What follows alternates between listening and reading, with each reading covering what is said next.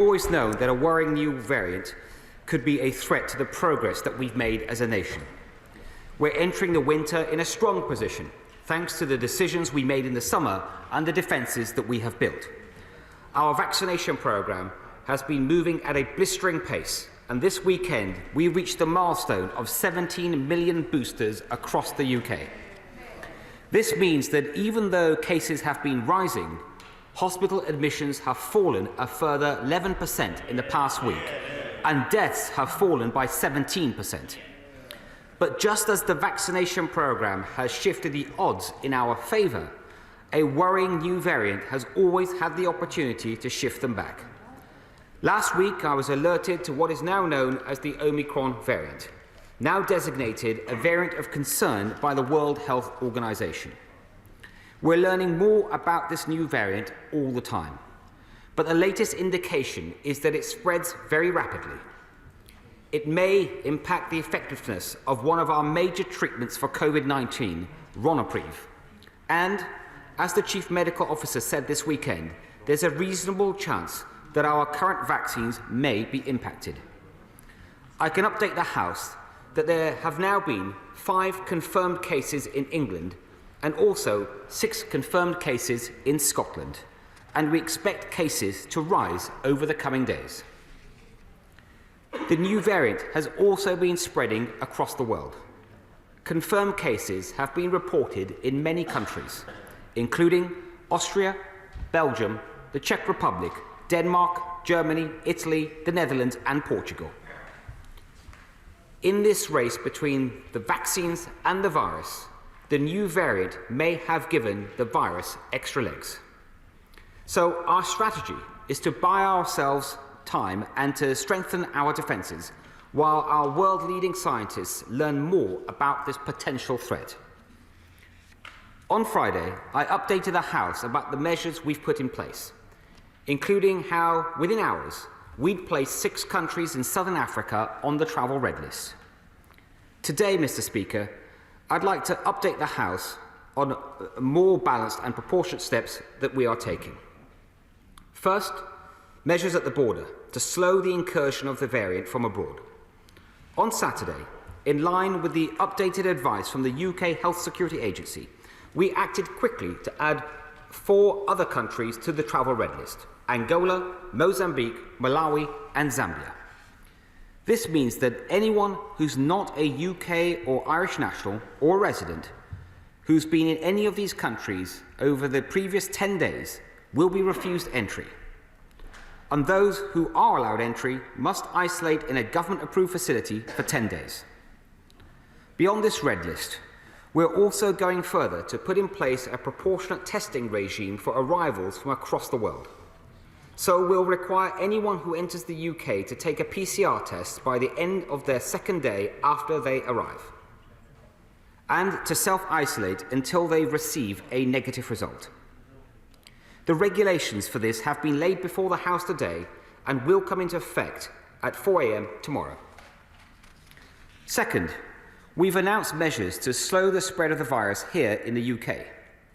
We're making changes to our rules on self-isolation for close contacts in England to reflect the greater threat that may be posed by this new variant. So close contacts of anyone who tests positive with a suspected case of Omicron must self-isolate for 10 days, regardless of whether they have been vaccinated or not.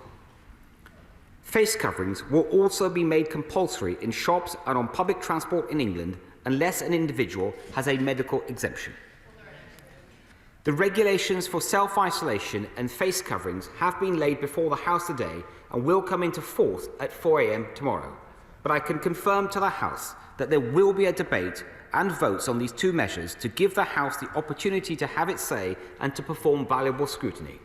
My right honourable friend, the Leader of the House, will be setting out more detail shortly and will be reviewing all of these measures that I've set out today after 3 weeks to see whether they are still necessary. Third, Mr. Speaker, we're strengthening the defences we've built against the virus.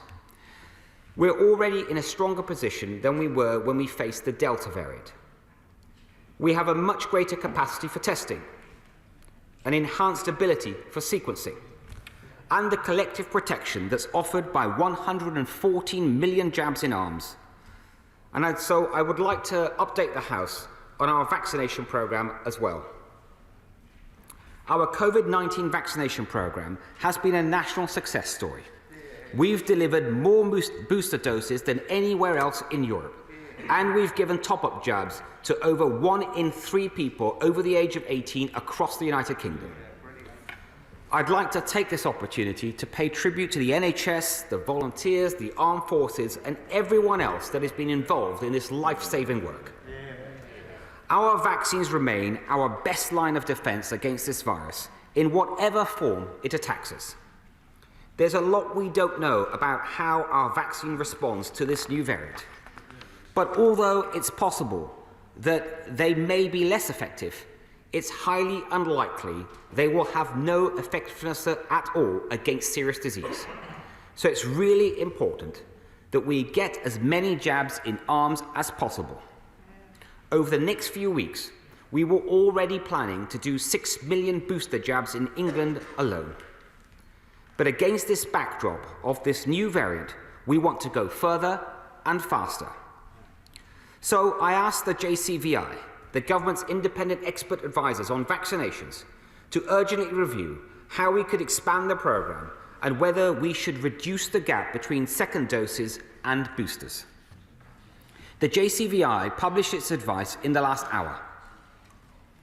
First, it advised that the minimum dose interval for booster jabs should be halved from 6 months to 3 months. Second, that the booster programme should be expanded to include all remaining adults aged 18 and above. Third, that these boosters should be offered by age group in a descending order to protect those who are most vulnerable to the virus. So priority will be given to older adults and people over 16 who are at risk. Fourth, that severely immunosuppressed people aged 16 or above who've received 3 primary doses should now also be offered a booster dose. Finally, that children aged between 12 and 15 should be given a second dose 12 weeks from the first dose. I have accepted this advice in full. With this new variant on the offensive, these measures will protect more people more quickly and make us better protected as a nation. It represents a huge step up for our vaccination programme, almost doubling the number of people who will be able to get a booster dose to protect themselves and their loved ones. And I know that we are asking more from NHS colleagues who've already given us so much throughout this crisis, but I know that they will be up to the task. The NHS will be calling people forward at the appropriate time so that those who are most vulnerable will be prioritised. And I'll be setting out more details of how we are putting this advice into action in the coming days. Mr. Speaker, our fight against this virus is a global effort, and so I'd like to update the House on the part that the UK is playing. We currently hold the presidency of the G7. And earlier today, I convened an urgent meeting of G7 health ministers to coordinate the international response. We were unanimous in our praise for the leadership shown by South Africa, who was so open and transparent about this new variant. And we were resolute in our commitment to working closely with each other, the World Health Organization, and, of course, the wider international community to tackle this common threat. Mr. Speaker, our experience of fighting this virus has shown us that it's best to act decisively and swiftly when we see a potential threat, which is why we're building our defences and putting these measures in place without delay. Scientists are working at speed, at home and abroad, to determine whether this variant is more dangerous, and I can assure the House that if it emerges that this variant is no more dangerous than the Delta variant, then we won't keep measures in place for a day longer than necessary. COVID-19 is not going away, and so we'll have to keep seeing new variants emerge. So if we want to live with the virus for the long term, we must follow the evidence and act in a proportionate and responsible way if a variant has the potential to thwart our progress. And as we do this, we are taking a well-rounded view, looking not just at the impact of these measures of the virus, but the impact to the economy, to education, and non-COVID health, such as mental health. And I'm confident that these responses that we set out today are balanced and responsible steps that are proportionate to the threat that we face. Mr. Speaker, this year, our nation has come so far down our road of recovery, but we always knew that there would be bumps in the road. But this is not a time to waver. It's a time to be vigilant and to think about what each and every one of us can do to slow the spread of this new variant. Getting a jab when the time comes, following the rules that we've put in place, and getting rapid, regular tests. If we all come together once again, then we can keep this virus at bay and protect the progress that we have made. I commend this statement to the House. Shadow Minister Dr. Rosina Hallen-Khan. Thank you, Mr. Speaker, and I'd like to start by sending my best wishes to the Shadow Secretary of State, who cannot be here as he is currently off with COVID, and we all hope he gets better soon. I'd like to thank the Secretary of State for advance sight of his statement. This variant is a wake-up call. The pandemic is not over. We need to act with speed to bolster our defences to keep the virus at bay. And it is also an important reminder that no one is safe until all of us are safe. Ministers have not met the commitments that were made this summer at the G7 to get the vaccine rolled out to other parts of the globe. What update can the Secretary of State give on the government's global commitments? And given that Omicron is already here, what we do at home truly matters. There are measures that we can put in place right now to keep infections down and ensure the country has the best possible protection. Can he set out the rationale for not introducing pre-departure testing? Surely this would be an effective way of preventing people travelling with COVID into our country. We support the decision to introduce masks on public transport and in shops, but we believe this should never have been abandoned in the first place. Keeping masks in place would always have been our plan A. Will the Secretary of State extend the use of masks to hospitality and other settings? Or does COVID not spread in pubs? Most importantly, what is the plan to enforce mask wearing? Shop workers have given so much during the last 20 months alongside our emergency services. Asking shop workers to enforce mask wearing is yet another pressure that they do not need and do not deserve. If masks had been mandatory, it would have been harder for this new variant to spread. A global study published in the British Medical Journal argued that face mask wearing can bring transmission down as much as 53%. And this government's flip-flopping on masks has created confusion across schools, colleges and universities. So can the Secretary of State today confirm the new requirements across all education settings? And the Prime Minister is not the best person to tell people to wear masks when he can't even be bothered to wear one himself when he goes into a hospital full of vulnerable patients. And can I ask the Secretary of State when Conservative backbenchers will start wearing their masks? Can the Secretary of State update the House on when he expects there to be a decision on vaccinations for younger children? As the government has fallen far short of its own target to offer all 12 to 15-year-olds the vaccine by October half-term, so can he say what action will be taken to speed up vaccine rollout? Our NHS have done us proud and have done a fantastic job to deliver the vaccine, offering first, second, third and booster jabs all at the same time as treating patients suffering from COVID and trying to recover elective procedures. I'd like to take this time to thank everyone who works in our NHS and care sector. And we're putting even more demands on them at the moment. Our NHS has stepped up to the challenge, and it is a shame that this government simply hasn't done that. Vaccine rates among those with mental illnesses are low and mortality rates high.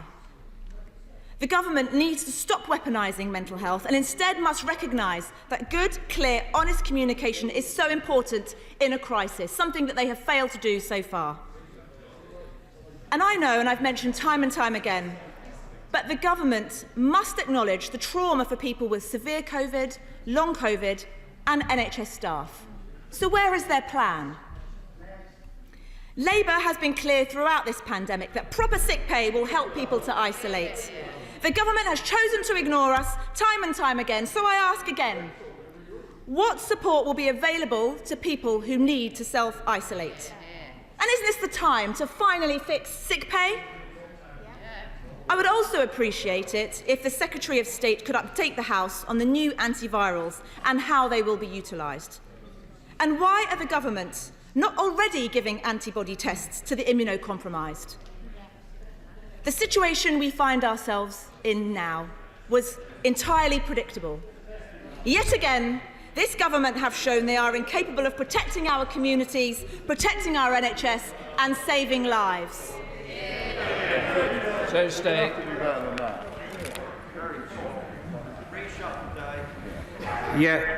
Thank you, Mr. Speaker. First, can I also extend my best wishes to the Shadow Health Secretary and wish him a speedy recovery.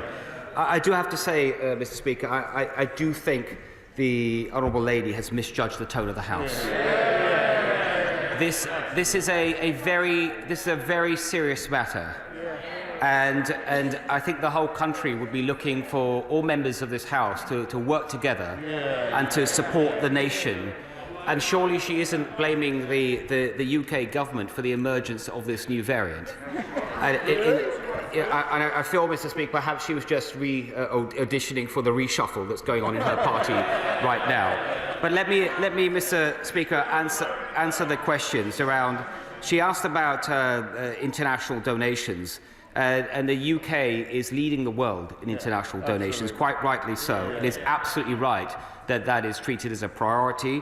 We would like to see other countries step up as well. The Prime Minister made a pledge a few months back of 100 million donations by June 2022, 80% of those through COVAX, of which we are a huge supporter, and 20% bilaterally. And so far we have donated over 20 million, more than almost many other countries. And COVAX, as I said, an organisation we help found and we support, has donated, I believe, some 537 million doses to 144 different countries. The rules, the Honourable Lady asked about the rules on travel and masks and others that I set out. Well, I will say, Mr. Speaker, I think I've addressed that. I do believe that they are proportionate and it's a balanced response. On the vaccine rollout, we've just set out a huge expansion of the vaccine rollout programme. It's a shame that the Honourable Lady could not find it in herself to welcome that vaccine rollout. And as I said, I will set out more details in coming days on exactly how we intend to meet the requirement to vaccinate more. And then on antivirals, we're one of the few countries in the world that have procured the two leading antivirals. We were our regulator, the MHRA, our independent regulator, was the first in the world to approve one of those antivirals. I'm pleased with the over 700,000 courses that we have for citizens across the United Kingdom, but of course, given the emergence of this new variant, we'll be reviewing that and seeing if more needs to be done. Chair of the Select Committee, Jeremy Hunt.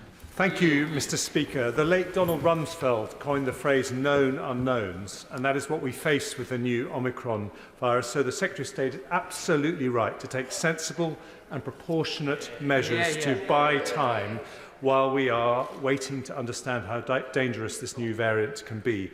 But does he not agree that the fact that we are facing this danger is also a symptom of the failure of Western countries to make sure that vaccines are distributed adequately around the world? And whilst I recognise the enormous contribution the UK has made through COVAX, through the development of the AstraZeneca vaccine and so on, is it not a moral and practical failure that richer countries have managed to vaccinate 60% of their populations, when for poorer countries it's just 3%? Secretary of State. First of all, Mr. Speaker, can I thank my right honourable friend for his support? And I do agree with his words. It is important that all rich countries do everything they can to support vaccines and donations of vaccines to developing countries. I set out earlier what the UK has done, and we can be proud of that, but we do need other countries to set up. In the G7 meeting I chaired earlier today with health ministers, we all agreed of the importance of this and about redoubling efforts to make sure all commitments are met. SNP spokesperson Richard Thompson. Thank you, Mr. Speaker, and can I thank the Secretary of State for advance sight of his statement, and also add my own thanks to the work that the NHS does and continues to do in all parts of these islands to keep us all healthy and safe. The emergence of Omicron, including the 6 cases that we've seen in Scotland, along with the evidence of community transmission, shows that this is absolutely no time to be complacent. But for all the measures that are being taken now at the border, day 2 PCR testing, because of the incubation period, risks missing a number of these cases passing through the border. And a more effective approach, surely, would be to introduce day 8 PCR testing along with 8 days of isolation to accompany it. And it would surely be better to do that now than to be bounced into that position by events further down the line. Secondly, Mr. Speaker, the Secretary of State issues a call for us all to work together, which I'm sure we would all wish to be able to do. But I wonder if he shares my disappointment that when the First Ministers of Scotland and Wales today called for a COBRA meeting to be convened, it appeared to be dismissed out of hand already. So I wonder, will the Secretary of State prevail upon the Prime Minister to call, attend and convene an urgent COBRA meeting involving all 4 nations, so that people might be persuaded that he's on top of this development, as we would all expect him to be?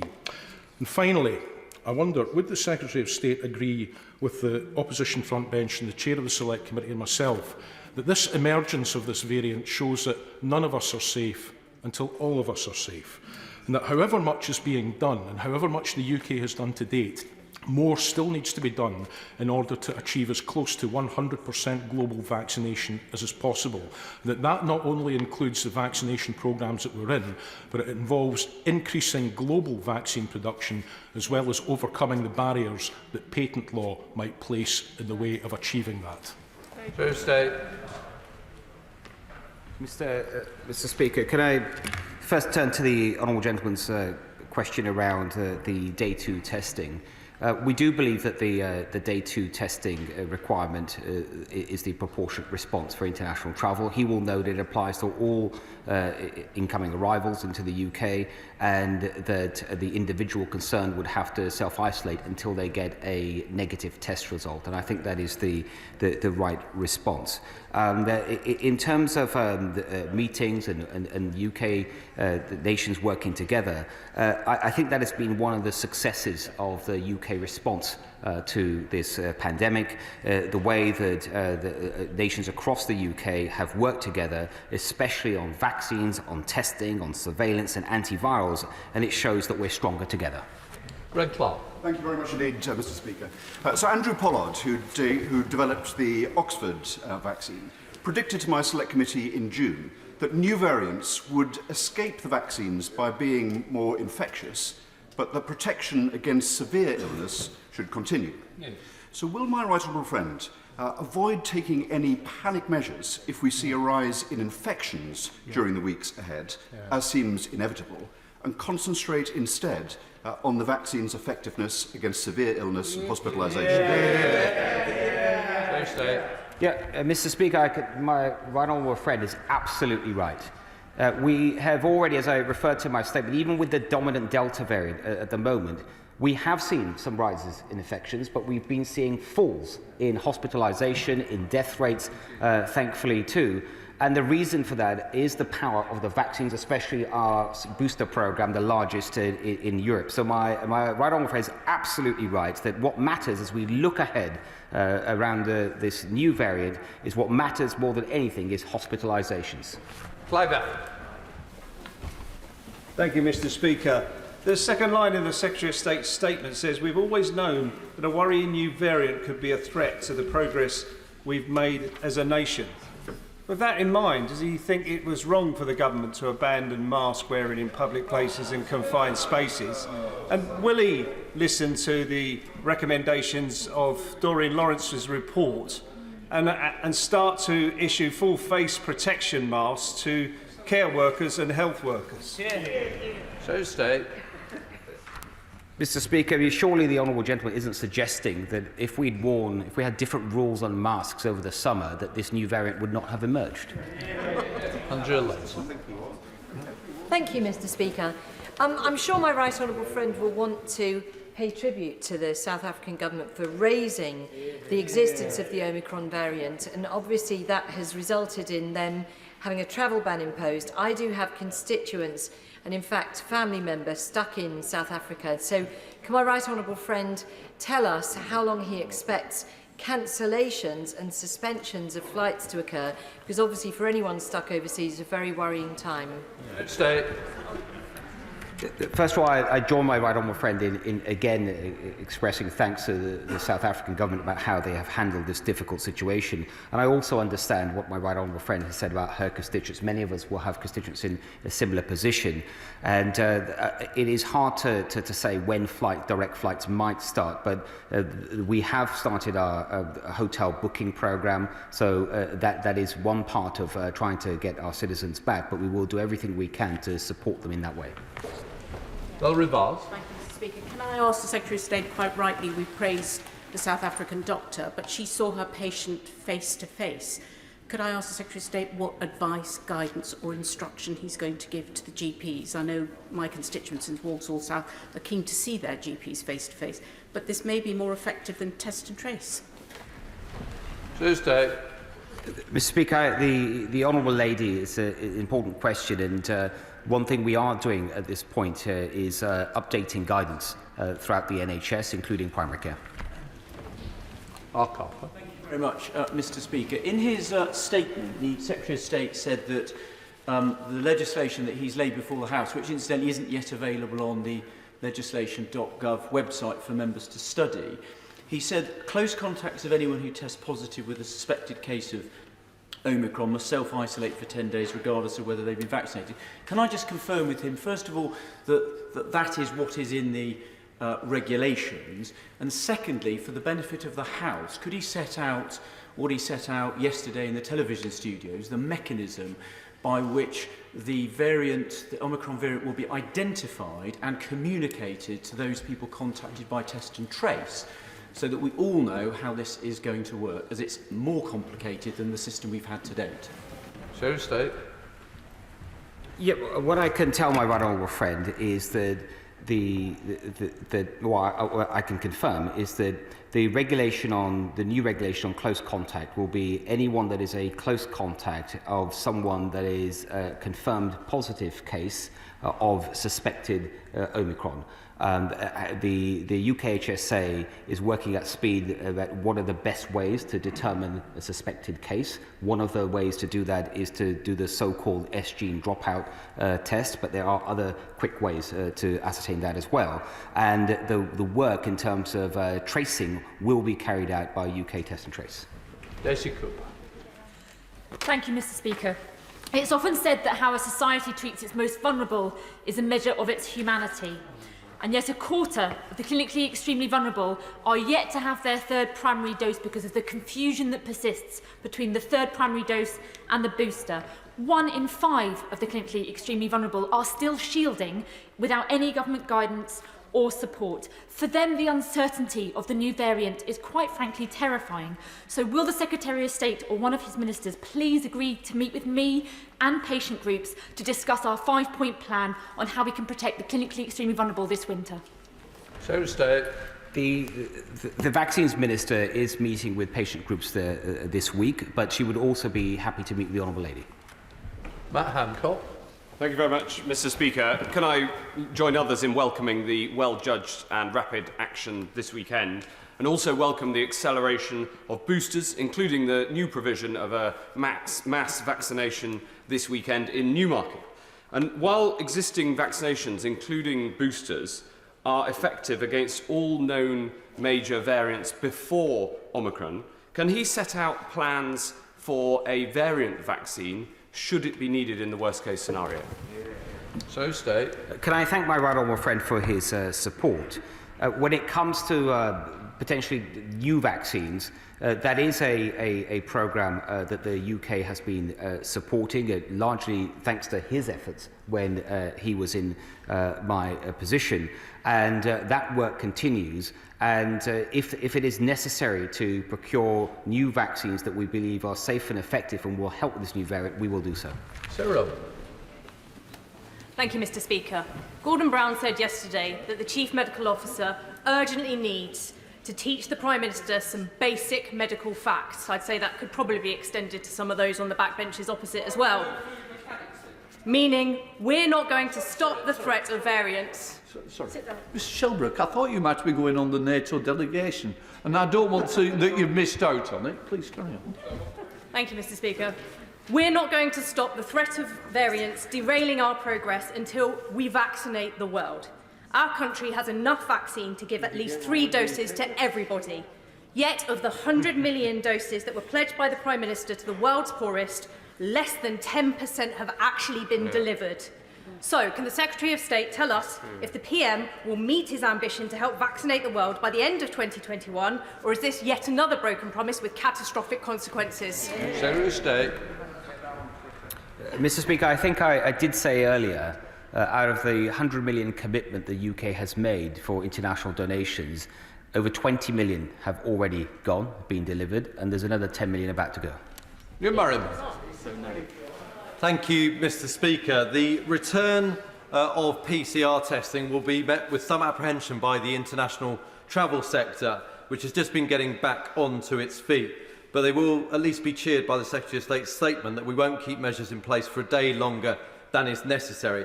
Can I ask the Secretary of State to ensure that the providers of PCR tests are those that will actually give accurate, good value testing back to the public, and we will not see some of the issues that arose over the summer repeat themselves? So state. Mr. Speaker, my honourable friend makes a very important point. I know he rightly takes a close interest in this, and we do want to minimise any impact on our excellent transport and travel sector. And he's right to raise the importance of making sure that PCR tests are available, the pricing is correct, and that the government website where they're listed is properly monitored, so if anyone who breaks the rules is delisted. Barbara Keeler. Thank you, Mr. Speaker. Although the measures taken so far are welcome, now that we have community transmission of Omicron in Brentwood and in Scotland, we need more protective interventions. Mask wearing can obviously play an important part, so can the Secretary of State say whether he agrees with the call from the BMA to extend this to all indoor and closed settings? And will he also consider measures to increase ventilation in enclosed settings, encourage working from home, and give proper sick pay for those who need to isolate? So state. I think, Mr. Speaker, we've been clear about why we have set out the new rules on masks. I think our response is the proportionate one. When it comes to ventilation, the Honourable Lady is right to raise the importance of that. That's why it's very clear in guidelines, and many places are following that. And when it comes to sick pay, it's right that we've kept rules in place that allow people, should they be tested positive or have to self-isolate, that they can claim sick pay from day one. Teresa Villiers. If the situation deteriorates, and we all hope it won't, but if it does, please can the government do everything possible not to shut down the hospitality and events sector again? Millions of people have their livelihoods depend on this. They're just getting back on their feet. Please let us not knock them down again. So stay. Mr. Speaker, I agree absolutely with my right honourable friend. Neil Hamby. Thank you, Mr. Speaker. The emergence of Omicron is not really much of a surprise. It's more a case of when, not if. And anecdotal evidence from South Africa suggests that whilst it may be more infectious, the potency does seem to be more limited. The particular concern is the mutations to the spike protein in 2 specific areas, and I just wonder what action the government are taking to put additional resources into adjuvant therapy development, particularly given the impact on monoclonal antibody therapies and the vaccine, and what is the status of genomic surveillance in the UK at present? Stay. Mr. Speaker, first I think it's fair to say that our genomic surveillance has never been so strong. And it was getting stronger even before the pandemic, but because of the pandemic, there's been a huge amount of investment and it's paid off UK-wide. In terms of the treatments, there is some concern around this new variant and Ronapreve, which is one of the key monoclonal antibodies that we use for treatment, but it is just concern at this point. There's no particular evidence. But part of the reason for taking these measures is to buy the time that we need, the 2 weeks or so, 2-3 weeks to give our scientists time to assess the risk of this variant properly. Mr. Graham-Brady. Thank you, Mr. Speaker. What assessment has the Secretary of State made of those early reports from South Africa that the variant may actually lead to less severe illness than the previous variants? And secondly, can I welcome the fact we have both a debate and a vote tomorrow on these regulations, but wouldn't it be better if we had the debate and the vote before the restrictions come into force rather than after? You would think. Can I tell Mr. Speaker, in response to my right honourable friend, in terms of the debate and the vote tomorrow, I believe the leader will be making a statement on that shortly, I think right after my statement. In terms of the severity, there are reports, as my right honourable friend has referred to, that it is early days in terms of those reports, and we are looking into those and talking actually with our South African friends and getting more details. I think it is worth pointing out that the age profile, the demographics in South Africa is generally people on average are younger. We are taking that into account as well. Thank you, Mr. Speaker. The Secretary of State set out in his statement this afternoon about the booster programme for the vaccines, but he hasn't mentioned what steps he is going to be taking to support those areas where take-up of the vaccine is still very low. So can he now set out what additional resources will be provided to those areas where we know that the take-up of the vaccine is still very low? It's an important point, Mr. Speaker. The Honourable Lady is right to raise it. There are still, we estimate, around 5 million people across the UK that have not even taken up the offer of their first dose of the vaccine, putting themselves and their loved ones at great risk. In terms of action, there's a lot of work that's been done over the last few months. It is bearing result. We are seeing more and more people come forward, especially in the last few weeks, and indeed we saw many come forward this weekend, perhaps out of concern of this new variant. But there's a lot of work being done with community leaders. There's been an existing communications campaign, but there's a new one about to start imminently. So Desmond Swain. Over the last few months, there's been a useful control experiment on face coverings, given the different policies pursued in Scotland and England. What estimate has he made of the result? It's mumbo-jumbo, isn't it? So State. I think if my right honourable friend is suggesting that there are mixed views on the efficacy of face coverings in helping to fight this pandemic, he would be right. But I would point him to work that's already set out about UKHSA. I think it was published, if I remember correctly, last month, where they refer to a number of reports where they set out in certain settings how face coverings could help. Catherine West. Speaker, what urgent action is being taken to vaccinate people who are bedbound? So State. For Mr. Speaker, for such individuals, they're bedbound, homebound, or vulnerable for other reasons and can't make it to vaccination centres, those vaccinations are primarily carried out by GPs. I don't have the numbers of how many have actually been done, but recently, to encourage more people to be done more quickly, we did change the payment system for GPs, and that seems to have helped as well. Aaron Bell. Thank you, Mr. Speaker. The opposition often call for more restrictions, but it was the relaxation of restrictions in the summer that this government took under scientific advice that has put Britain in a good position prior to the arrival of this variant. So while I welcome the statement and the precautionary and proportionate measures he's taken today, will the Secretary of State assure me and the House that this is a temporary measure, and when we get more information, when we've bought more time, we will get new measures to react to that information? So State. Yes, I'm very happy to give that assurance to my honourable friend, he's absolutely right, and this is all about buying a bit of time so our scientists get the time that they need to properly assess this variant and determine what it really is. Should we really be worried about it or not? But he's also right, Mr. Speaker, to point out that we did take measures in the summer where we set out that we were removing almost all domestic rules and controls. They turned out to be absolutely the right measures. There's many of my counterparts in Europe that now they believe that they should have taken a similar route as well. But I do remember they were all opposed by the party opposite. Vicky Foxcroft. Thank you, Mr. Speaker. Immunocompromised people continue to be worried. Many still don't know if the vaccine works on them. The Octave study showed that around 150,000 people potentially have reduced or no antibody response. Octave Duo is not due to report until early next year.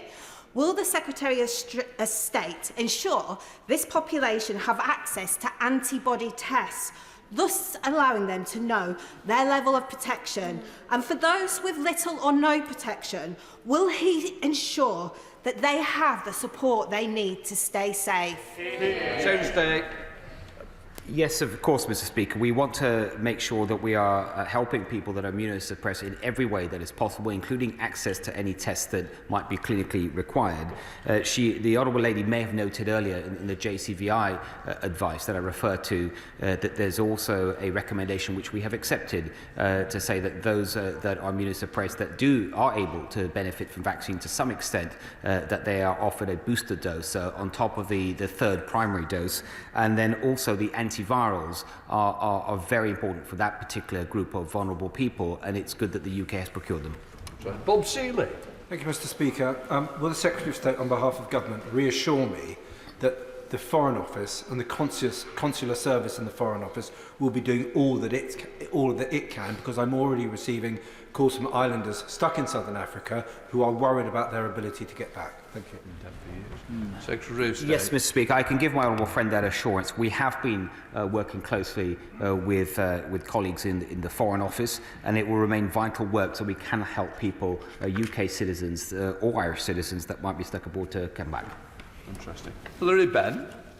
Thank you very much, Mr. Speaker. Given the change to the rules for booster vaccinations announced by the JCVI this afternoon, how long does the Secretary of State think it will be before all the people who've had their first and second jabs come forward and can receive the booster jab from age 18 to age 40, so as much of the population as possible is protected?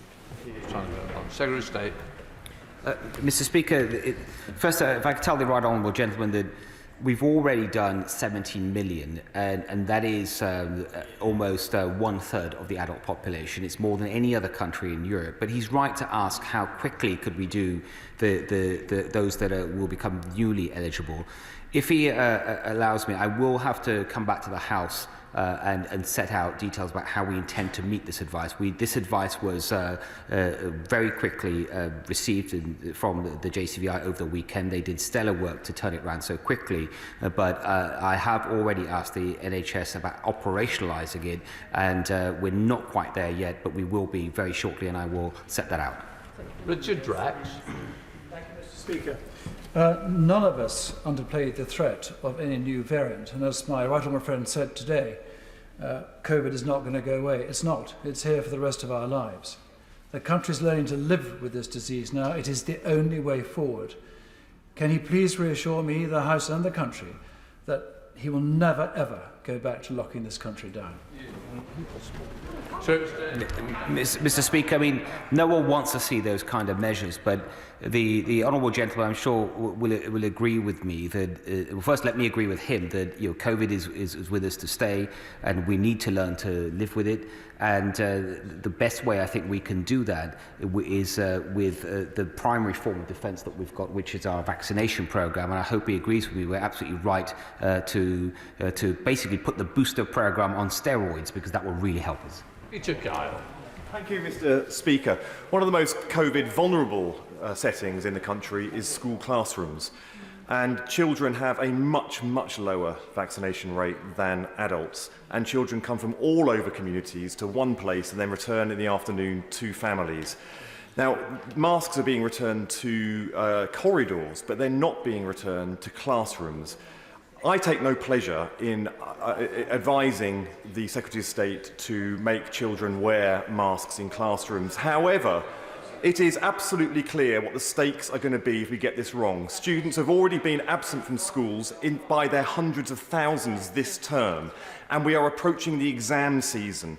If we just act cautiously in the next few days, exams will be able to be sat as normal. If we get this wrong, exams will be wrecked for the third year running, and that will play havoc with their futures, and it will play havoc with teachers and their ability to get the job done on behalf of our country. Mr. Speaker, the honourable gentleman will know that the Education Department has set out today fresh guidance on masks in communal areas, not in classrooms. I think that is the right approach that the government has set out. And but in terms of protecting children from this pandemic, the vaccination programme of children is important, especially secondary school children, 12 to 15-year-olds. It's I think around over 40% have been vaccinated. It has certainly increased since we opened up the national booking system to that cohort, and I think for 16, 17-year-olds it's almost 60% now, but we continue to work on it. Andrew Bridgen. Speaker. My right honourable friend has outlined the government response to the emergence of the Omicron variant and the restrictions that he wishes to place on the public. This House will quite rightly have a vote on these measures. He's also stated that these measures will be reviewed in 3 weeks' time. He knows that in 3 weeks' time this House will be in recess. How will there be a parliamentary scrutiny of the government's review measures, or will we be having government by diktat? Well, Mr. Speaker, I think that the review should take place as soon as possible, and that is how the government determined it's 3 weeks. And unless Parliament was called back from recess, or the government took longer than 3 weeks, there's no way. I think the approach the government has set out is the right one. Lucas. Thank you very much, Mr. Speaker. The Secretary of State says that rich countries must do everything they can to ensure more vaccines reach the global south. Judging by his actions, he means doing everything except the main thing they're actually asking for, which is the waiving of intellectual property rules at the World Trade Organization so that they can manufacture vaccines themselves. This is about justice, not about charity. So will he admit that his government's failure to work with the vast majority of countries in the world, including the United States, who do support a TRIPS waiver at the WTO, is endangering us all? And when will he start putting the need to end this pandemic in front of the financial interests of Big Pharma? Mr. Speaker, I've heard what the Honourable Lady had to say, but the UK does not believe that waiving patent rights, the intellectual property rights to those that, on these vaccines would be helpful. It would certainly mean that in the future there will be a huge disincentive for vaccine companies, pharmaceutical companies to come forward and help the world with their technology. Sir Charles Walker. I say to the Secretary of State, injecting people, not just in this country, but around the world, is a huge logistical undertaking. I believe in India they use nasal vaccines for the administration of the flu vaccine. Please, can the government bring forward nasal vaccines? We did it in 9 months for an injectable vaccine, March 2020 to December 2020. It's now nearly December 21 and still no nasal vaccine, despite in trials high levels of efficacy being proven. Mr. Speaker, my honourable friend is right to raise the importance of vaccine delivery mechanisms, and I believe if there was an approved nasal vaccine delivery mechanism, then it would be helpful. But he will understand we do have to allow the regulators the time to assess new delivery mechanisms, but we do take this very seriously. Debbie Abraham. Thank you, Mr. Speaker. And I wholeheartedly agree that no one is safe until we are all safe. And I think the UK and other G7 countries need to take some responsibility for the emergence of this variant. But I just wanted to touch on the fact that we already have community spread of this variant. And if we're going to contain that, we must ensure that contact tracing is relevant and is widespread.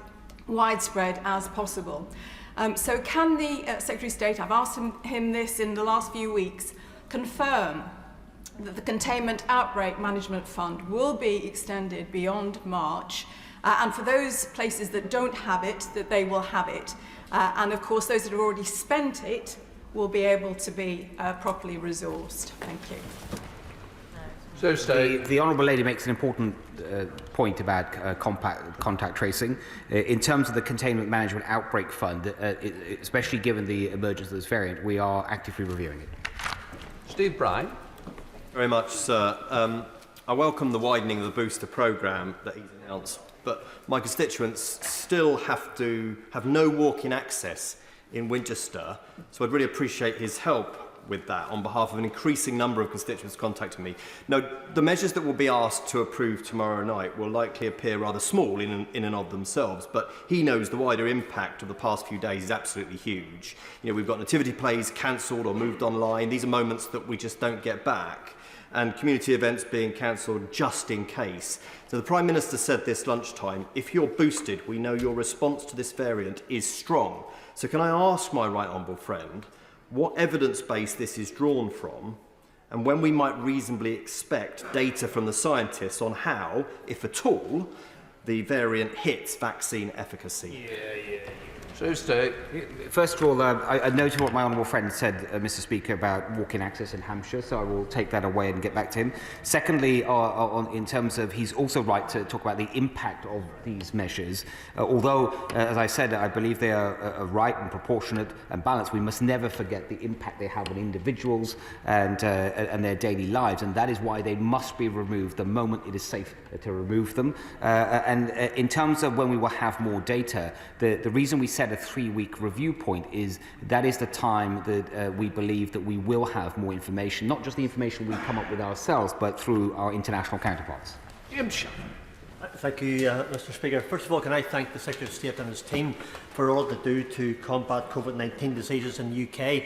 It has an effect upon Northern Ireland. The Northern Ireland Health Minister just yesterday said that they will follow in Northern Ireland the guidance that comes from Westminster. With that in mind, having heard a leading Northern Ireland scientist this week say that he believes the current vaccination and booster rollout will have an effect on the new variant, could the Secretary of State assure us that any and all curtailments, such as those faced by the travel industry currently, will be proportionate and scientific, taking into account transmission and the seriousness of the new COVID vaccine variation? Thank you. So, State. Yes, Mr. Speaker, I can give the honourable gentleman that assurance. Dr. Julian Lewis. Thank you, Mr. Speaker. As someone who very thankfully received his booster jab last Thursday at the outstanding St Thomas's Hospital, can I ask him why it is that certain groups and communities seem to fear vaccination? Which are these groups and communities, and what can be done to persuade them that they're wrong? So, State. Mr. Speaker, I can tell my right honourable friend that there are many communities where vaccine take-up is lower than others. It has been particularly the case in the Black African community in Britain and also some other black minority ethnic communities. It has improved significantly over the last 2 to 3 months. And it is something that is also the case in many of the European countries and indeed the US. In terms of what's being done is a huge amount of work through community leaders and through a communications campaign, and also by offering access in many different ways as possible to the vaccine to encourage take-up. Andrew Gwynn. Thank you. Can the Secretary of State talk a bit more about the transmissibility of the Omicron variant and the efficacy of vaccines to it, given Australia has some of the toughest entry requirements of any country in the world, and yet this variant has basically got through a concrete wall? So, State. It's an important point, Mr. Speaker, by the honourable gentleman, is that I think it's fair to say we don't know enough yet. I don't think Australia does, we do, or any other country for that matter. But we do know enough to justify the action that's being taken. And from that, there is emerging evidence that it is more transmissible, but I don't think we can describe it as conclusive at this point. And in terms of efficacy, I would just point to the point I made earlier to my honourable friend about taking the time to determine the efficacy. Jason McCartney. Thank you, Mr. Speaker. I welcome the speedy and decisive action taken by the government over the weekend in response to this new variant. I also welcome the delivery of 17.5 million boosters. And will the Secretary of State join me in thanking not only my pharmacy-led vaccination centres, where I had my first and second doses of AZ, but also my GP-led clinics, where I had my Pfizer booster. And is he confident that that infrastructure is in place and also the robust supply of vaccines as we try and deliver 6 million more booster vaccines over the next 3 weeks? Secretary of State. Mr. Speaker, first of all, when it comes to supply, we're very confident about the supply that we have, including accommodating the new advice that I've accepted from JCVI. And I would join him in thanking the many thousands of GPs across the country that have been crucial to our vaccine programme.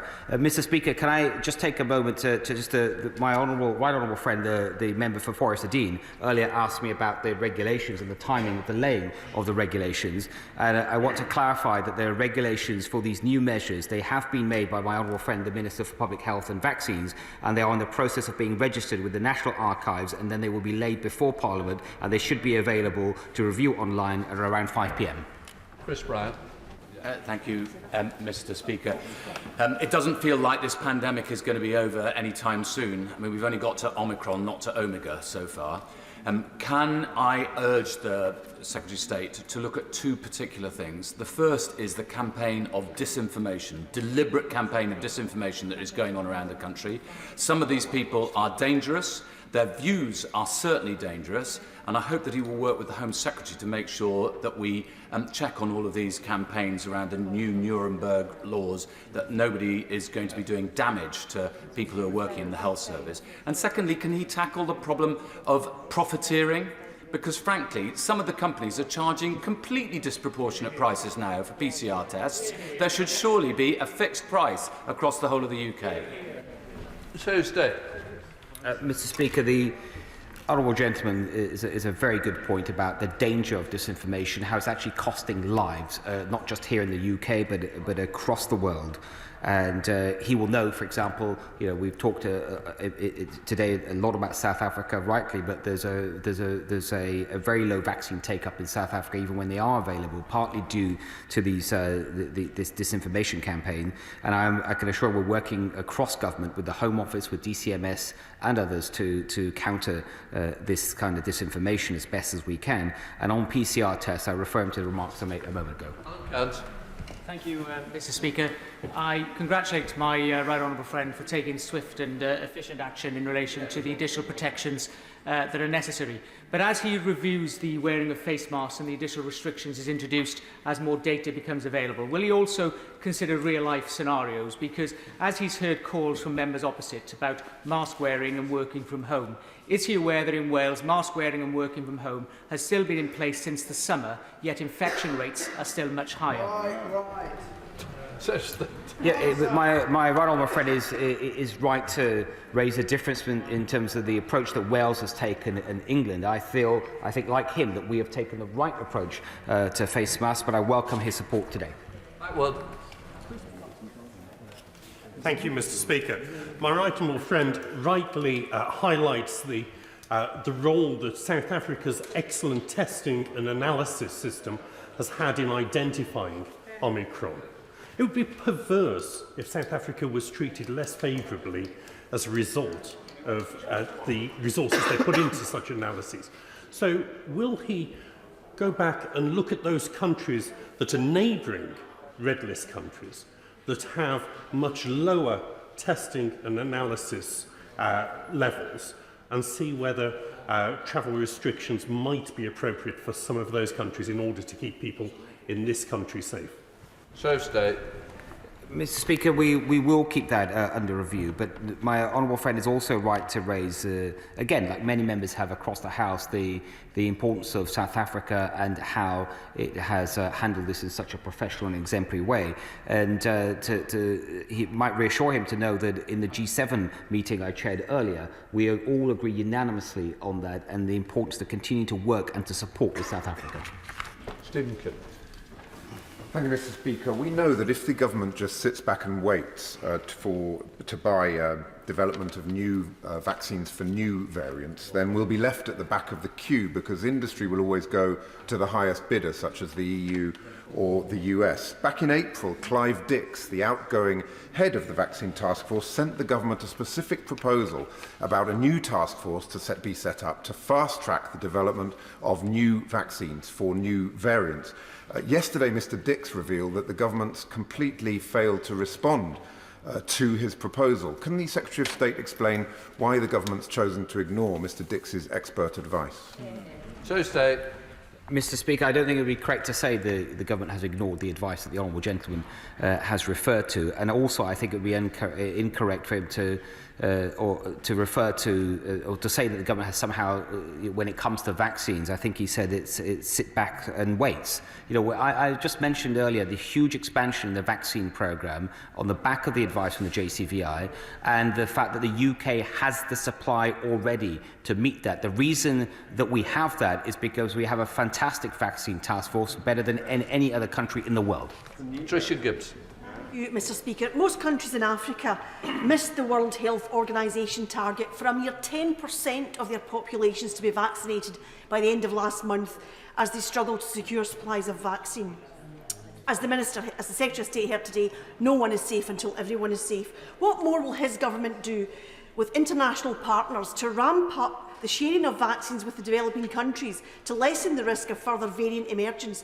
And what support can be given to developing countries to tackle the mistrust among some sectors of these populations towards the vaccine? So State.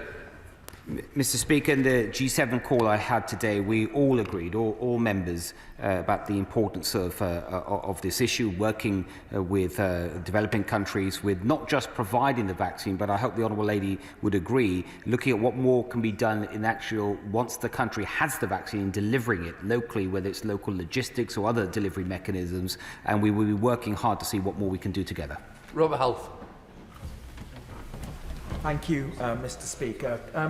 Could I just ask my right honourable friend, I thank for what he is doing, but given that, as I understand it, that children are very little risk from this new variant, so can I just ask him to confirm that the schools will not be closed any earlier than in the run-up to the Christmas holidays? And if I could just ask him about the mask policy, can he explain, given that masks aren't required for offices, can he explain the scientific evidence in which the decision was made to ask students to wear masks in corridors? So State. Mr. Speaker, I mean, first of all, when it comes to the risk to children from COVID in general, it is a lot less, thankfully, than it is to adults. With regard to this specific new variant, we just don't know enough about it yet to talk specifically about potential impact on children. There are no plans that I am aware of that would require us to close schools early. I think that would be very detrimental to the education of children. And in terms of rules around masks, then my right honourable friend will know that the rules that have been set out today by the Department for Education are guidance for schools in communal areas, and it's something in terms of evidence that the Department of Education will be able to provide with more information on. Thank you, Mr. Speaker. If we're to win this fight against the Omicron variant, then it's absolutely essential that people comply with public health guidance. But with the UK statutory sick pay ranking amongst the lowest in Europe, there are far too many people in this country who simply cannot afford to self-isolate. Will the Secretary of State commit to working with colleagues in the Cabinet to raise the rate of sick pay to at least the equivalent of a week's living wage, so that no one is forced to choose between the right thing and heating their homes at Christmas? So State. Mr. Speaker, the honourable gentleman will know that we have kept rules in place that will allow people to claim sick pay from day one. In terms of whether further support is needed, we keep that under review and will provide further support if it was necessary. Stephen Metcalfe. Thank you, Mr. Speaker. Can I thank my right honourable friend for the work he's been doing and the speed with which he's been doing it. However, can he confirm to my constituents that as soon as more is known about this new variant, and if it is deemed to be less of a threat than first thought, as is starting to emerge from the evidence from South Africa and the people who I first identified it, that he will act swiftly to remove restrictions, particularly the one around self-isolation, regardless of vaccine status, particularly in the run-up to Christmas? Yes, Mr. Speaker, I can give my honourable friend that assurance. Dame Diana Johnson. Thank you, Mr. Speaker. I wondered if the Secretary of State could tell us his opinion on whether every member of this House in the chamber should be wearing a mask. State. Mr. Speaker, all members of this House know what the guidance is, and it's a decision for them. James Sunderland.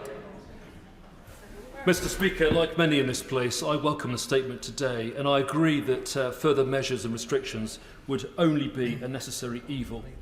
Could I please ask the Secretary of State to acknowledge the many millions of people and businesses right across the UK who are clawing back their jobs, their livelihoods and their freedoms after a difficult 2 years? And does he agree that these further restrictions should only be an absolute last resort?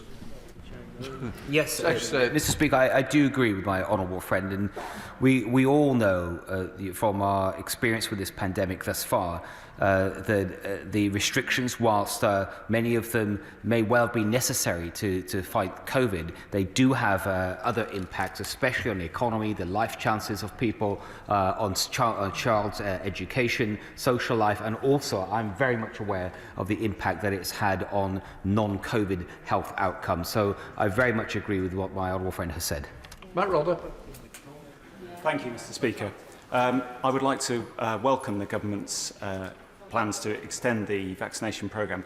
However, with our NHS under severe pressure after 2 very difficult years, what extra resources is the Secretary of State willing to put forward to support our frontline NHS, particularly our GPs, the ambulance services and A&E? Mr. Speaker, we have provided just this year alone an additional £34 billion of support to the NHS and the social care system. And each of the areas the honourable gentleman just mentioned, whether it's the GPs through the Winter Access Fund, the support to ambulance trusts, I think over £55 million for the winter pressures, all that extra funding is in place and it's making a real difference. Jane Hunt. Thank you very much, Mr. Speaker. She said fighting with her mask. Having received my booster vaccination yesterday, I would like to thank Leicestershire and Rutland Vaccination Service, and particularly Rachel and Abby, for their excellent work. Would my right honourable friend agree with me that it is vital that constituents take up their vaccinations, including the booster, to help us all through the winter period? Yes, I do, Mr. Speaker. The vaccines remain our primary line of defence. I congratulate her on getting her booster shot yesterday, but I absolutely agree with her wholeheartedly that everyone that is eligible should come forward, protect themselves and protect their loved ones. Rachel Maskell. Thank you, Mr. Speaker. Without in-country manufacturing of the vaccine in the global south, we will never get the protection we need against this pandemic. And supplies, no matter how many donations the government make, will never meet the demand. And therefore, will he again look at the issue about in-country manufacturing, whether that's release of the patent or through other mechanisms, so that we can see a proper scale-up in the global south of the delivery of this vaccine? I think, Mr. Speaker, the honourable lady is right to talk about the importance of in-country manufacturing in the developing world. She will know, for example, that India is one of the largest manufacturers of vaccines, including COVID-19 vaccine, but she rightly points to that growing and being available to other countries, and is right to look to see how we can support that. Thank you, Mr. Speaker. I welcome the acceleration of the booster programme, but can I ask the Secretary of State to do all he can to accelerate the approval by the JCVI of the vaccine for under 12s, particularly the clinically extremely vulnerable? I have a constituent who's 7. He's desperate to go to school without fear. All his parents want is to be able to give him the jab. State. My honourable friend is right to raise that. I hope she'll agree with me that JCVI has acted very quickly since the emergence of this new variant, and if there are other things that can be taken forward to help vaccinate the population, we will certainly be looking at that with great interest. Steve McKay. Thank you. I think the Secretary of State briefly mentioned hotel bookings in an answer to a much earlier question, but he'll be aware that over the weekend there were reports of a shortage of quarantine hotel spaces. How's he going to ensure that this doesn't undermine his reasonable attempts at a rapid response to the new variant? And where does someone currently find reliable information about the capacity and availability of such accommodation? Mr. Speaker, the department already had contingency plans in place if countries were rapidly added to the red list. I believe over 600 rooms were made available on the Sunday morning, and that's rapidly going to increase during the next few days. I think it has already increased since then, and in terms of information, it's available, I believe most of it is available on the government website. Dr. Ben Spencer. Thank you, Mr. Speaker, and I thank my right honourable friend for his statement. Clearly the problem here is uncertainty. I welcome the analysis and the 3-week review and the ambition to do it sooner, but following on from the question from my honourable friend, the member from North West Leicestershire, if the review takes place after this House has risen, does he agree with me that we should be recalled to debate its findings? State. Mr. Speaker, I think that is a decision we will have to make closer to the time. Liz Twist. Thank you, Mr. Speaker. With the new restrictions being brought in, it is shop workers and workers on transport services who will bear the brunt of asking people to comply. What measures does the government propose to ensure that those workers get the protection that they deserve? State. Mr. Speaker, these new rules on face coverings that they will be enforceable by law. The police and other law enforcement authorities will be able to issue penalty notices. I think the penalty starts at £200. I think that should be a last resort, but if necessary, then of course it should be enforced. Len Saxby. Mr. Speaker, my North Devon constituents are keen to get boosted with a big queue last night at the Barnstable Leisure Centre vaccination drop-in. But whilst delighted the booster programme is being extended, please can my right honourable friend reassure me that more help will be given to rural constituencies like mine, where residents are struggling to get local appointments despite the hard work of the CCG and vaccination teams. First, I'm really pleased to hear that her constituents are so keen, and I can also assure her of that support, especially as we now expand the booster programme on the back of the latest JCVI advice. Sir Tony Lloyd. Thank you, Mr. Speaker. The Secretary of State will know very well that the Omicron variation has added alarm to people who are immune compromised, particularly when they're uncertain about the status of whether their third jab was a booster or a specific one for immunocompromised position. There are also people with anomalous positions with respect to the vaccinations. How can, as members of Parliament, we get fast-track information through his departments about what is right for individual anomalous constituents? State. Well, Mr. Speaker, most people in that situation, they would be contacted either by letter or directly by their GPs. But I do understand the importance of the question, and the honourable gentleman may have heard earlier that one of the pieces of advice from the JCVI that I've accepted is that those that are severely immunocompromised that have received 3 doses as part of their primary course are also now offered a booster dose as well, so a 4th dose, as long as there's been a 3-month gap since their 3rd dose. In many cases, if an individual is unsure, I think the best place for advice is their own GP. If the honourable gentleman would find it helpful to meet with the vaccines minister and get more information, we can set that up as well. Mr. Shelbrooke. Thank you, Mr. Speaker. May I first of all thank my right honourable friend for his statement today. And could I ask my right honourable friend, he mentioned about reviewing the evidence as quickly as possible. May I ask him, would that include evidence from other countries who have had this variant before it got here? But may I also ask my right honourable friend about flu? Because there's been many health academics who have said that the virulence of flu is growing with the separation that we're doing in wearing masks, etc. And our actual immunity is not tackling flu in the way it used to because we're not mixing. So with the right attention being given to COVID, could I ask my right honourable friend what also is happening looking at other viruses such as the flu and what plans may in place if a very virulent strain of that may take on? Yeah, first of all, Mr. Speaker, I can tell my honourable friend that that in terms of the work that's being done on this variant, it's being done not just in the UK but by our friends across the world. In fact, in the G7 meeting that I had earlier today, we all agreed to cooperate and share whatever information that we get. And he's also right to raise the importance of the flu vaccine. I'm glad he has, to remind the House that whilst we have been talking understandably about the importance of the COVID vaccine and booster vaccines in particular, that the flu vaccine also remains vitally important this winter, and that's one reason why we have the largest flu vaccination programme this country has ever seen. Very grateful, Mr. Speaker. I'm pleased to hear that there are no plans to close schools, but can I ask what assessment has the government made of the potential for new self-isolation requirements that could keep children out of school, and what steps will be taken to mitigate time out of education, because our children and young people can just not afford to spend any more time away from their educational settings? Mr. Speaker, we will keep these, of course, these self-isolation requirements, the new requirements, under review.